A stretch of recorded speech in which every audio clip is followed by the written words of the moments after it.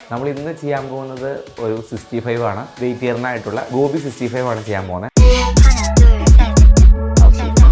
നല്ല ക്രഞ്ചി ആയിട്ടുള്ള നല്ല സോഫ്റ്റ് ആയിട്ടുള്ള 65 ആണിത്. ഒരു 250 ഗ്രാമോളം ഗോപിയാണ് നമ്മൾ ഇതിന് വേണ്ടി എടുത്തിരിക്കുന്നത്. അത് നമ്മൾ ഉപ്പും വിനാഗിരി ഒഴിച്ച് നല്ല രീതിയിൽ ഒന്നതിനെ മിക്സ് ചെയ്ത് മാറ്റി വെച്ചു. ഒരു അരമണിക്കൂർ കഴിയുമ്പോൾ നല്ല വെളുത്ത കളറായിട്ട് തന്നെ ഇത് വന്നു. ഒട്ടും അഴുക്കുകളൊന്നും ഇല്ലാതെ നമുക്കിത് കിട്ടി. അതിനുശേഷം നമ്മളിൽ ഇൻഗ്രീഡിയൻസ് 65-നുള്ളത് ആദ്യം തന്നെ 1/4 ടേബിൾ സ്പൂണോളം ഉപ്പ്, 1/2 ടേബിൾ സ്പൂണോളം കാശ്മീരി മുളക് പൊടി, ഒരു നുള്ളു മഞ്ഞൾപ്പൊടി, ജീരകത്തിൻ്റെ പൊടി, കുരുമുളക് പൊടി, അതിലേക്ക് 1 ടേബിൾ സ്പൂണോളം പുട്ടുപൊടി, 1 ടേബിൾ സ്പൂണോളം കോൺഫ്ലവർ, ജിഞ്ചർ ഗാർലിക് പേസ്റ്റ് ഒരു 1/2 ടേബിൾ സ്പൂണോളം, 1 ടേബിൾ സ്പൂൺ തൈര് ഒഴിച്ചു കൊടുക്കുന്നുണ്ട്.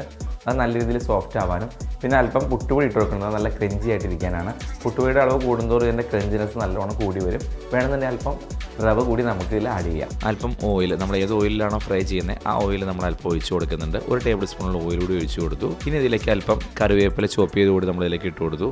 റെഡ് ചില്ലി ക്രഷ് വേണമെങ്കിൽ ആഡ് ചെയ്യാം. കുറച്ചുകൂടി സ്പൈസി വേണമെന്നുണ്ടെങ്കിൽ കുറച്ചും കൂടി ഭംഗിയായിട്ടിരിക്കാൻ റെഡ് ചില്ലി ക്രഷ് ഇട്ട് കൊടുത്ത് നല്ല ഭംഗിയായിരിക്കും. ബാക്കി എല്ലാ ഇൻഗ്രീഡിയൻസും ഇതേപോലെ ഇട്ട് കൊടുക്കുക. നമ്മൾ ജസ്റ്റ് അഡീഷണൽ കളറൊന്നും ഇതിൽ ചേർത്തിട്ടില്ല. നല്ല ഭംഗിയുള്ളൊരു ജസ്റ്റ് ഒരു കോട്ടിങ് മാത്രം നമ്മളിതിൽ ആയിട്ടുള്ളൂ.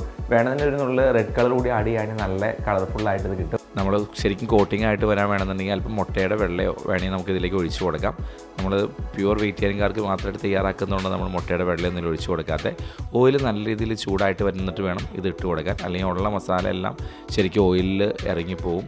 അപ്പോൾ അതുകൊണ്ട് നല്ല ചൂടായിട്ട് വന്നതിന് ശേഷം ഓരോരോ പീസുകളായിട്ടിട്ട് ഫ്രൈ ചെയ്യുക. ഒരു 10 മിനിറ്റിനുള്ളിൽ നല്ല രീതിയിൽ ക്രഞ്ചി ആയിട്ട് നമ്മുടെ ഗോബി കിട്ടും. വറുത്ത് കോരാൻ നേരത്ത് മാത്രം അല്പം കറിവേപ്പില ഇട്ട് കൊടുക്കുക. അപ്പോൾ നല്ല കളർഫുള്ളായിട്ട് വരും. നമ്മൾ നേരത്തെ ഇട്ട് കൊടുത്ത കറിവേപ്പിലയുടെ കളറെല്ലാം ശരിക്കും ഡിമ്മായിപ്പോവും. അവസാനത്തെ ഫിനിഷ് ചെയ്ത് ജസ്റ്റ് കറിവേപ്പില ഇട്ട് കൊടുത്തിട്ട് നമ്മൾ ഗോബി കോരി മാറ്റുക.